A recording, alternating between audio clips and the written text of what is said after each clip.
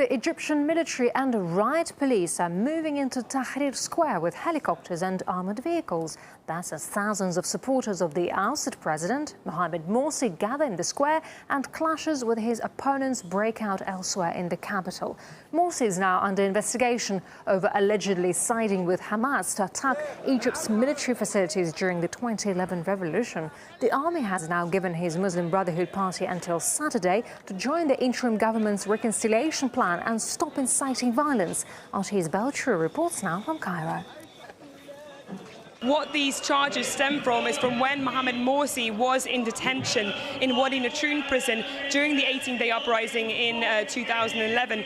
He was widely seen at that point to be a political prisoner, as of course the Muslim Brotherhood were very much against Mubarak.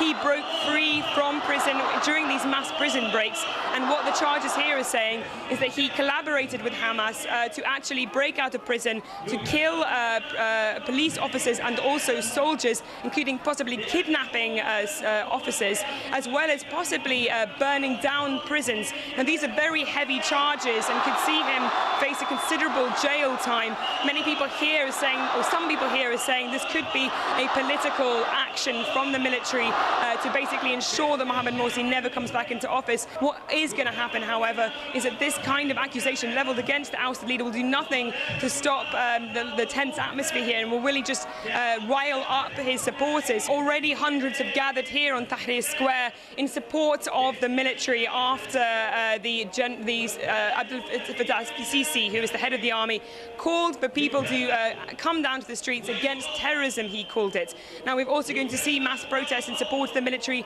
across the capital and across the country today. But meanwhile, we still have a sit-in in support of the ousted leader, Mohamed Morsi, just across the capital here in Rabat Daweya Mosque, and also to my right across the Nile at Cairo University. Now, their leaders are saying they must come down to the streets to defend Morsi, who is the legitimate president, and he must be reinstated.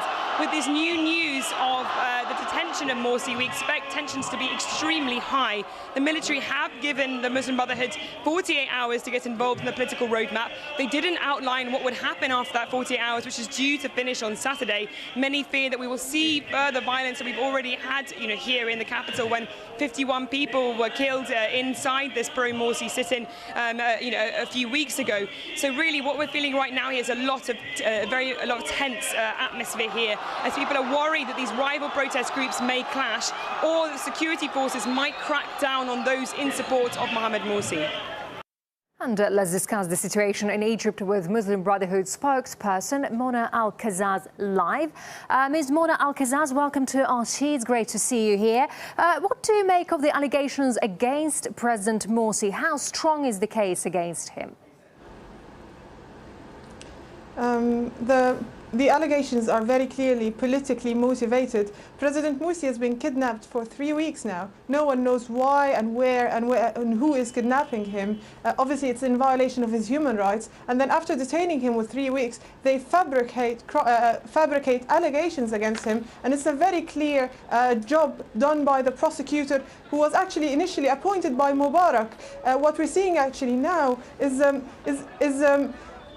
he is the president of the country, and Egypt is essential for the peace process in the Middle East. So Egypt has been playing a mediatory role between the different Palestinian parties, between Palestine and Israel, between the different players in the political scene in the Middle East. So we find those allegations actually amusing and politically obviously motivated, in violation of all human rights and violations of everyone's human rights.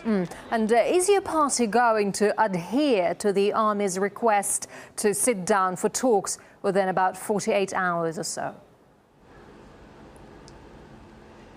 The army should not be interfering in politics. What we're seeing now is an authoritarian entrance of the army. People are dominating the political scene using the power of bullets and tanks. And the failed opposition, who failed to enter the political scene using the ballot boxes, they came leading the scene on the back of the tanks. What we're seeing now is that the military is controlling the political scene, which is back to the military rule. In 2011, when the Egyptian revolution, which I personally participated in, we wanted civilian rule, and President Morsi is the first elected civilian leader for Egypt. Egypt in the modern history. And we don't want to go back to military telling us what to do and what not to do, because the military in the political scene actually causes an imbalance. And this is not what we should be seeing in 2013. Military taking power by force, using the force of the tanks. And obviously what we're seeing as well as violation of human rights that started less than an hour after the coup was orchestrated by the military junta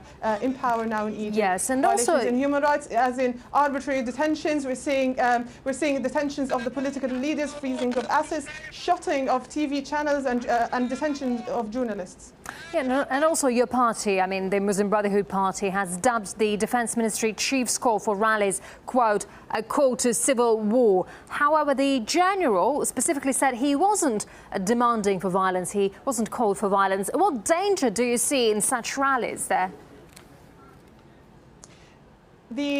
What we're seeing on the streets of Egypt for over 30 days now, people have been protesting in a peaceful way. Hundreds of thousands and millions of Egyptians have been protesting, demanding their democracy back and their democratic choices back. What we're seeing actually is that the junta leader, or General Sisi, came out in a way that he was asking for a mandate to actually create for violence. Why would someone ask for a mandate to combat terrorism? You don't ask for a mandate, this is your duty. So the mandate he's actually asking for is actually a mandate to commit crimes, heinous crimes, like the one we've seen in front of the Republican Guards. We've seen also crimes against women. They specifically target women in the peaceful demonstrations in Egypt, which is obviously it's a very, very clear downfall in Egypt, in the democratic process that Egypt we've been dreaming for, the biggest democracy in the Middle East.